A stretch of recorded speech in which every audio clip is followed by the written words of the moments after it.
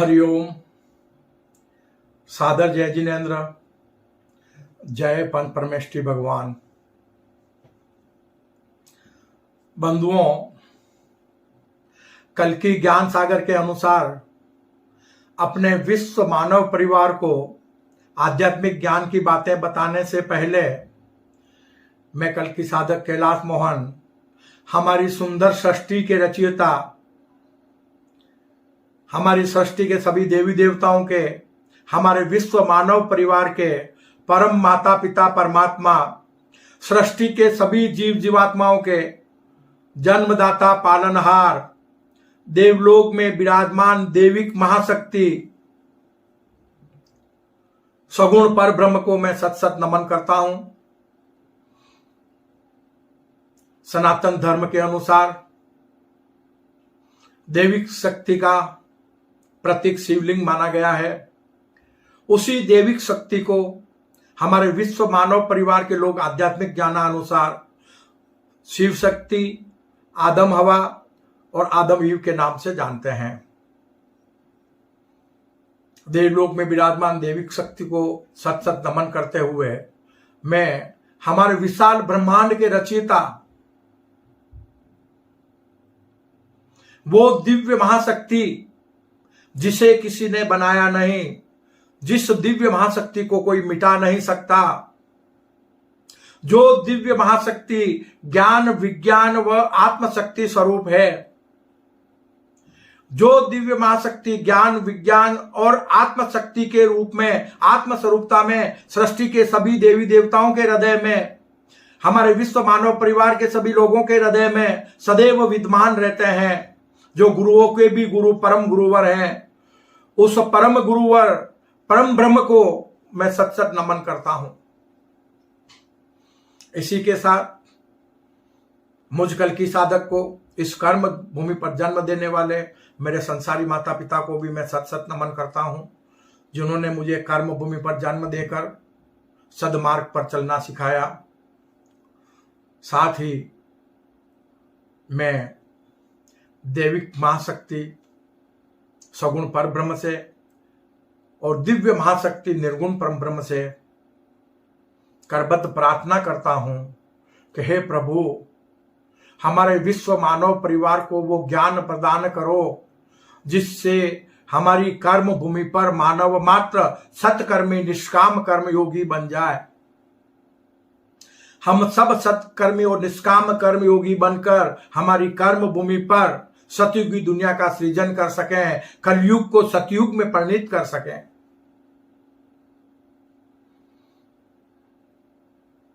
इसी भावना के साथ बंधुओं, कल की ज्ञान सागर का आज का विषय है कि कर्म भूमि पर वर्तमान समय, समझना बात को, कर्म भूमि पर वर्तमान समय युग परिवर्तन की संधि वेला संगम युग का समय चल रहा है और युग परिवर्तन का कार्य दिव्य महाशक्ति की इच्छा शक्ति से होना है। उसे ब्रह्मांड की कोई ताकत भी रोक नहीं सकती। युग परिवर्तन होकर रहेगा। बंधुओं, आज के विषय के अनुसार हमारे विश्व मानव परिवार के लोगों के हृदय में यह प्रश्न उठ सकता है कि हम कैसे मान लें कि वर्तमान समय युग परिवर्तन की संधि वेला संगम युग का समय चल रहा है। तो पहले तो आपको मैं संगम युग और युग परिवर्तन की संधि वेला के बारे में बता दूं कि ये क्या है। क्यों कि हम धार्मिक धर्म ग्रंथों के अनुसार 4 युगों के बारे में जानते हैं। सतयुग, त्रेता युग, द्वापर युग और कलयुग। इन 4 युगों के बारे में हमारे धार्मिक ग्रंथों में बताया गया है, लेकिन एक 5वां युग भी आता है कर्म भूमि पर, और उस 5वें युग को जो कलयुग को सतयुग में परिणित करता है, उस पांचवें युग को युग परिवर्तन की संधि वेला संगम युग कहा जाता है। इसके बारे में हमारी ब्रह्मा कुमारी में विस्तार से बताया गया है संगम युग के बारे में। तो संगम युग का मतलब युग परिवर्तन की संधि वेला, एक ऐसा समय जिस समय में कर्म भूमि पर तीव्र गति से विकास होते हैं, एक से बढ़कर एक बड़ा बड़ा विकास होता है।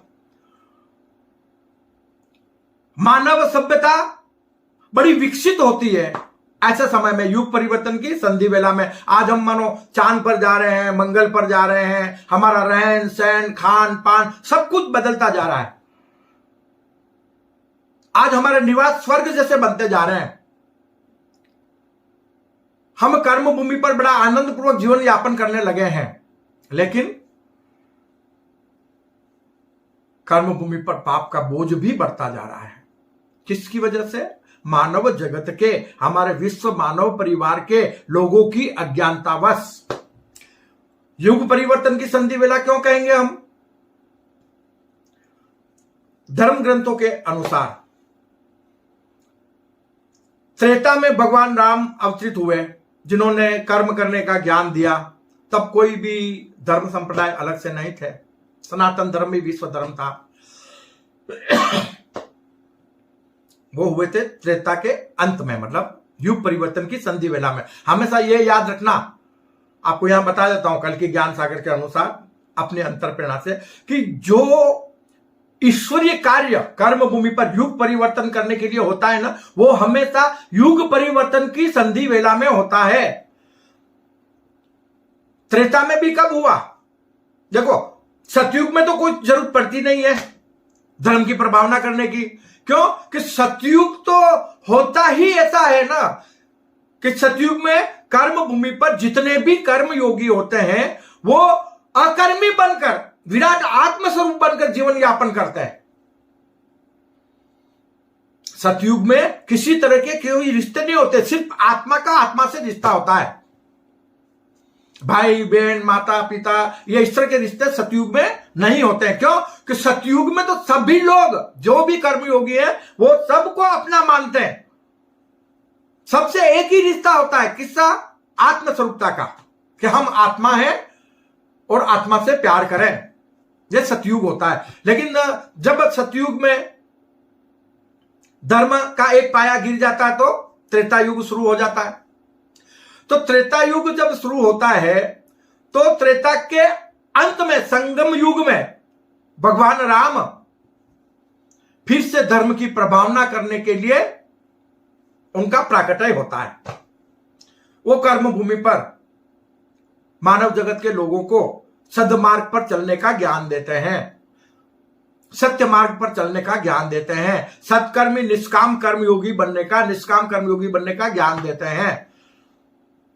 त्रेता के संगम युग में, त्रेता के अंत में यानी संधि वेला में भगवान राम का जन्म हुआ था। उसके बाद में द्वापर में भगवान कृष्ण का जन्म हुआ था। तब भी सनातन धर्म ही विश्व धर्म था। जब राम का जन्म हुआ तब भी सनातन धर्म ही विश्व धर्म था। और उसके बाद में कृष्ण भगवान का द्वापर के संगम युग में जन्म होता है, संधि वेला में। वो भी धर्म की प्रभावना की। उसके बाद कलयुग की शुरुआत हो गई।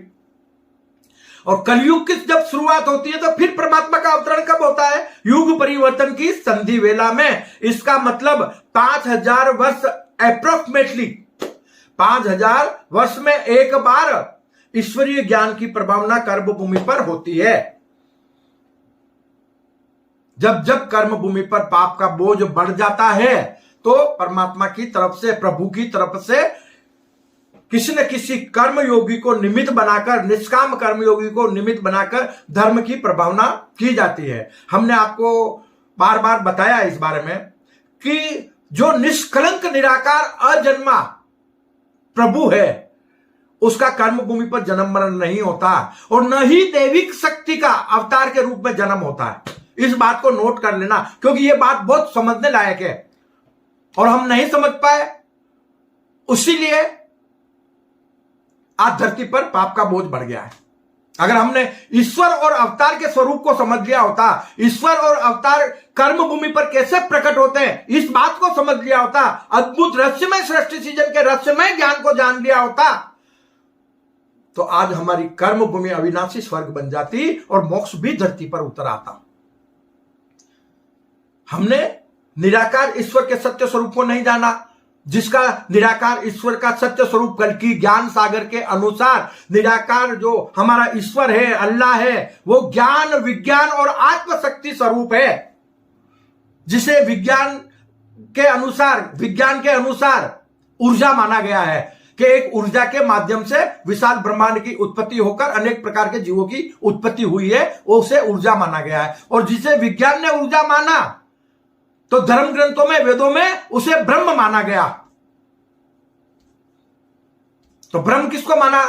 वेदों ने ब्रह्म माना, उसी ब्रह्म को हमारे मानव जगत के लोग, हमारे विश्व मानव परिवार के लोग अल्लाह, ईश्वर, प्रभु, परमेश्वर, खुदा, गॉड अनेक नामों से, यावे करके अनेक नामों से पुकारते हैं, लेकिन है वो एक ही है, और वो भी है अजन्मा, और वो है दिव्य महाशक्ति। कौन है? दिव्य महाशक्ति। ये ध्यान रखना कि दिव्य महाशक्ति और दैविक शक्ति में फर्क है। दिव्य महाशक्ति कौन है? निर्गुण, अजन्मा, और दैविक महाशक्ति सगुण, सत असत। जन्मा होकर भी जन्मा नहीं है, वो प्रकट हुआ है उनकी इच्छा शक्ति से। किससे? निर्गुण परम ब्रह्म की इच्छा शक्ति से प्रकट हुआ है, लेकिन उसका भी जन्म मरण नहीं होता, जिसका प्रतीक शिवलिंग है। आपने देखा शिवलिंग पे कोई मनुष्य का आकार बना हुआ है क्या? कोई चेहरा बना हुआ है क्या? हाथ पांव बने हुए हैं क्या? वो निराकार का प्रतीक है शिवलिंग। तो शिवलिंग निराकार का प्रतीक है, इसका मतलब कभी भी अवतार का जन्म मरण नहीं होता, और अवतार सिर्फ एक ही है, एक ही अवतार है। जैसे कहे ना कि हरि विष्णु के 24 अवतार होते हैं, तो यहां अपनी भूल को सुधार लेना। हरि विष्णु के 24 अवतार नहीं है। हरि विष्णु तो शिव द्वारा प्रकट किया हुआ अपना ही एक स्वरूप है, मायावी स्वरूप, जिन्होंने सृष्टि के सृजन को व्यवस्थित चलाने के लिए, सृष्टि को सृजन के लिए उन्होंने अपने स्वरूप को स्थापित किया है। ब्रह्मा, महेश और विष्णु, और माता शक्ति ने अपने स्वरूप को सरस्वती, महालक्ष्मी और पार्वती के रूप में स्थापित किया। वहीं से अनेक प्रकार के देवी देवता और मानव और जीवात्माओं की उत्पत्ति हुई है। तो यह सब मायावी रूप है। बस एक ही सत्य है, जिस प्रकार हम वेदों में पढ़ते हैं और हमारी मान्यता है, एको ब्रह्म द्वितीयो नास्ति। संपूर्ण ब्रह्मांड में एक ब्रह्म ही सत्य है, परम ब्रह्म ही सत्य है।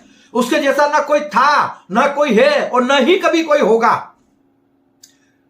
बिल्कुल सत्य बात है।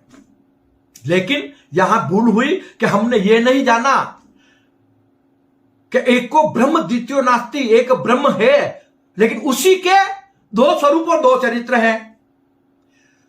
जो निर्गुण स्वरूप में अजर, अमर, अविनाशी, अजन्मा है, वही उसी से, उसी की इच्छा शक्ति से उसका सगुण स्वरूप प्रकट हुआ है। वो दैविक शक्ति है, वो दिव्य शक्ति है। तो प्रकट किससे हुआ? ईश्वर एक है, उसी के दो स्वरूप और दो चरित्र हैं। जो निर्गुण स्वरूप में अजन्मा है, तो सगुण स्वरूप में उसी के माध्यम से, उसी के द्वारा, उसी के निमित्त से विशाल सृष्टि का सृजन होकर सृष्टि में अनेक प्रकार के जीव जीवात्माओं की उत्पत्ति हुई है। लेकिन जीव जीवात्मा है कौन है? एक ही सगुण परब्रह्म के अनेक मायावी रूप है। आप मनुष्य के चेहरे अलग अलग देखते हैं बाबा, वो चेहरे बाहरी रूप है, प्रकृति के पंच तत्वों से बने भौतिक शरीर के रूप है। भीतर से तो सब एक समान है। क्यों? कि जीवात्मा है कौन है? जीवात्मा वही सगुण परब्रह्म है, जो जीव और जीवात्मा के रूप में सृष्टि के सभी जीव जीवात्माओं में विद्यमान रहते हैं। कौन? सगुण परब्रह्म। एक सगुण परब्रह्म ही सृष्टि में कर्ता, भर्ता, हर्ता बने हुए हैं। तो जिस प्रकार निर्गुण परम ब्रह्म एक को ब्रह्म द्वितीयो नास्ति, उसी प्रकार सृष्टि में भी एक को पर ब्रह्म द्वितीयो नास्ति। सगुण परब्रह्म भी एक ही है और दूसरा नहीं है। निर्गुण परम ब्रह्म एक है, उसके जैसा कोई भी नहीं है। तो सगुण परब्रह्म भी एक ही है, लेकिन उसने अनेक मायावी रूप धारण किए हुए हैं। तो इस बात को समझने की कोशिश करना। मैं आपको यहां एक उदाहरण दे रहा हूं।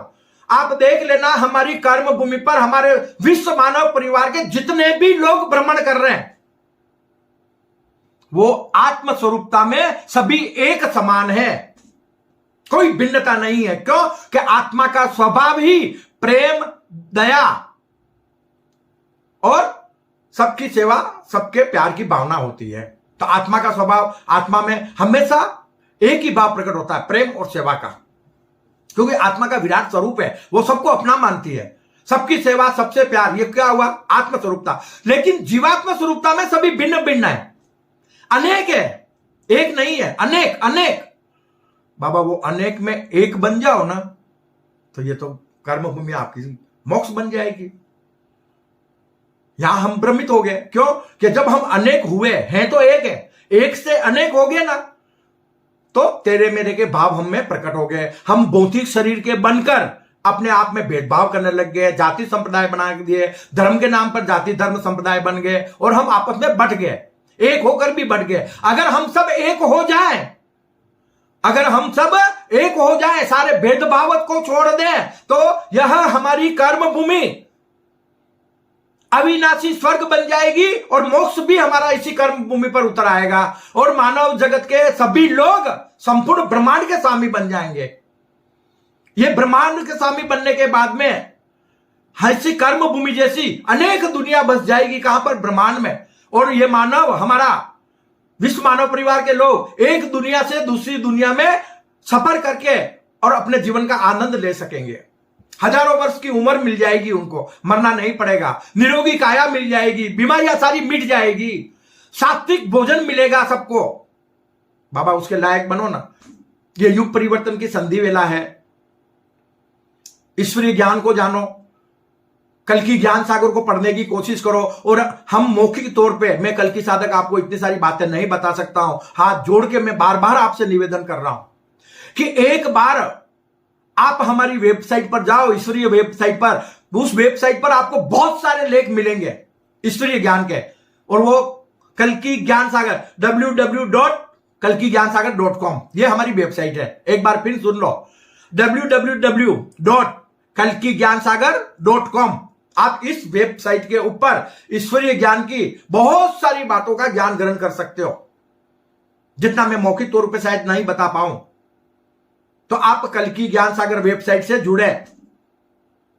कल की सागर यूट्यूब चैनल है, कल की ज्ञान सागर सोशल मीडिया भी कहीं तरह से अपने लिखित के रूप में संदेश अपना प्रभावना कर रहे हैं। आप ईश्वरीय ज्ञान को ग्रहण करने की कोशिश करो।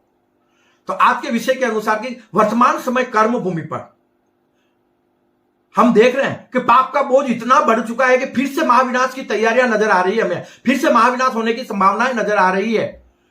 और ये युग परिवर्तन का समय है। क्यों?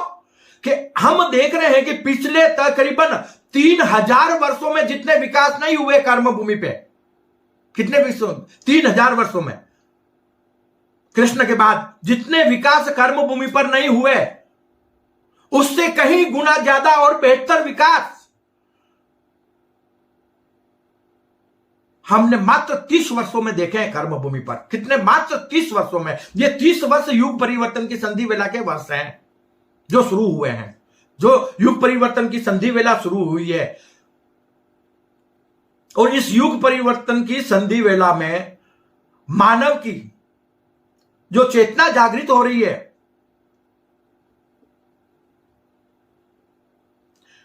उसको देखते हुए आज मानव जो हमको विकसित नजर आ रहा है, उन सब चीजों को देखते हुए विज्ञान के अनुसार मानव को आज सर्वप्रथम जो जरूरत है वो है अपनी धार्मिक सोच में बदलाव।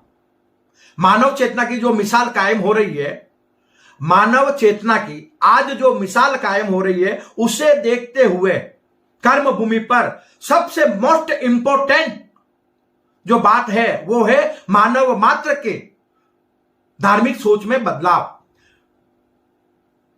हम सत्य को माने, हिंसा कभी भी धर्म का संदेश नहीं हो सकता, और जिस धर्म संप्रदाय में हिंसा है वो कभी विश्व धर्म संप्रदाय नहीं बन सकता, वो विश्व धर्म नहीं बन सकता।